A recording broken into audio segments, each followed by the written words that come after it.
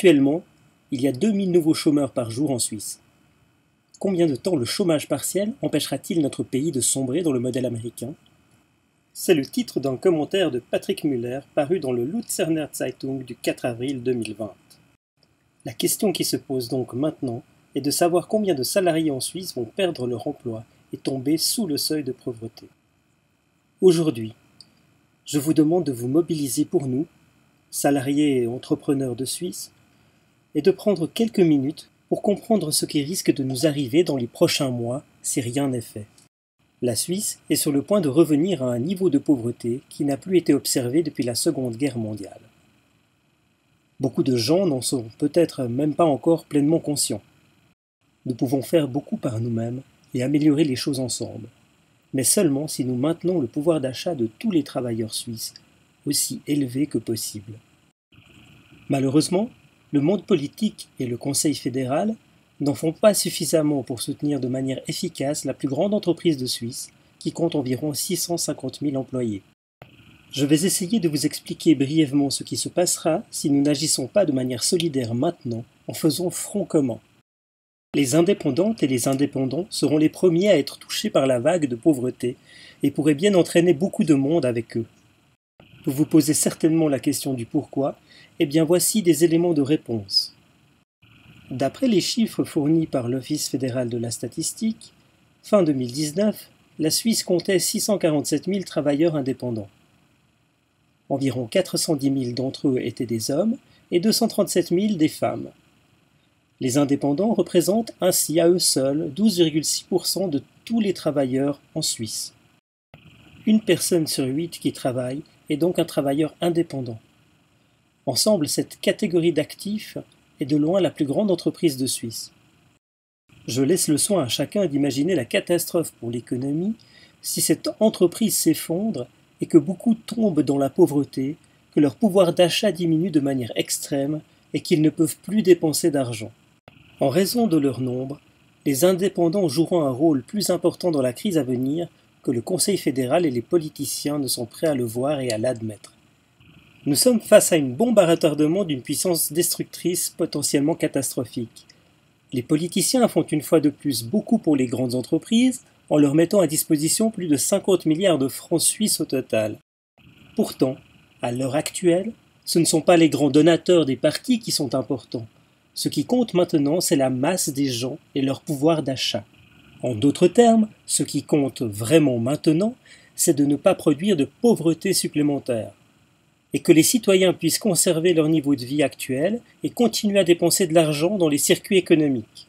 Ce n'est qu'ainsi que nous pourrons atténuer ou même prévenir une prochaine vague de pauvreté et de récession en Suisse.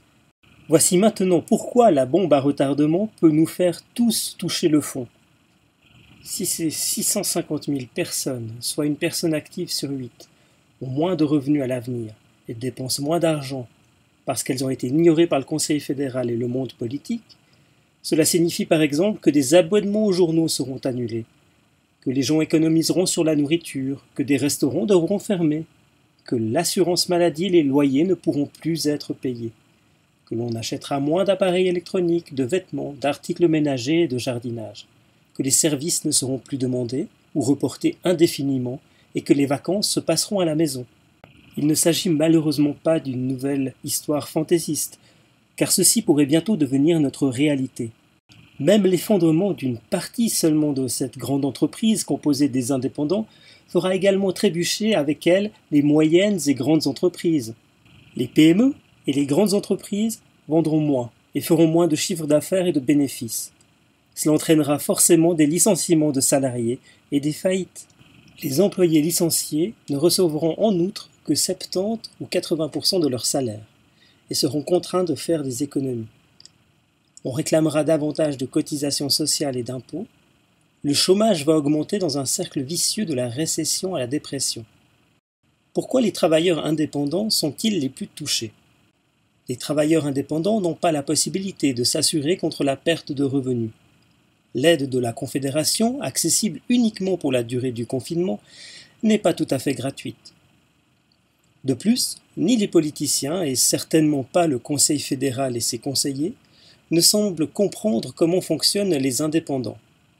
car ils fournissent une misérable rémunération basée sur le salaire annuel. Comme nous l'avons déjà mentionné, un travailleur indépendant ne peut pas s'assurer contre la perte de gains, parce qu'il n'a pas de salaire. Le salaire d'un travailleur indépendant est constitué de ce qui reste à la fin de la journée et peut encore être dépensé pour la nourriture, les boissons, les vêtements, le loyer et les vacances. Parfois, c'est très peu. Chaque employé peut calculer combien d'argent il peut dépenser par mois pour le loyer, la nourriture et les boissons, les vêtements et ses vacances.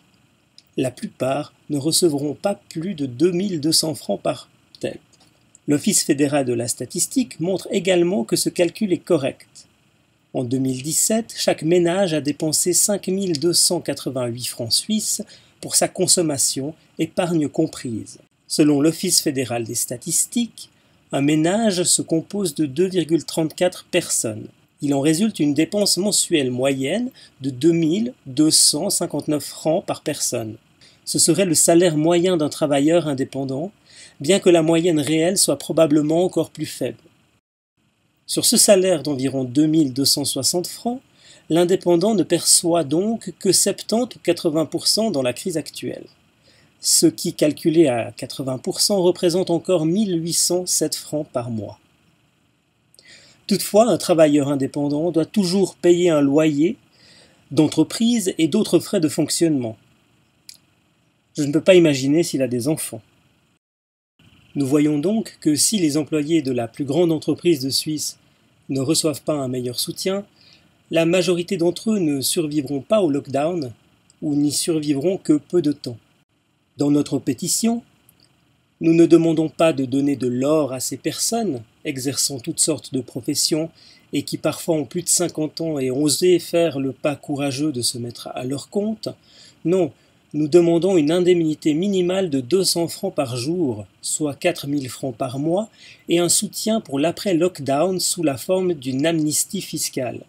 Cette demande pour la survie des indépendants coûtera à la Confédération environ 3 milliards de francs. L'argent retournant immédiatement dans notre propre économie, ce qui permettra de sauver des emplois en Suisse et de générer de la TVA. En comparaison, pour soutenir ces 650 000 emplois, il suffit d'un montant un peu plus de la moitié des quelques 5 milliards que la Confédération et les partis veulent dépenser pour soutenir la compagnie aérienne suisse.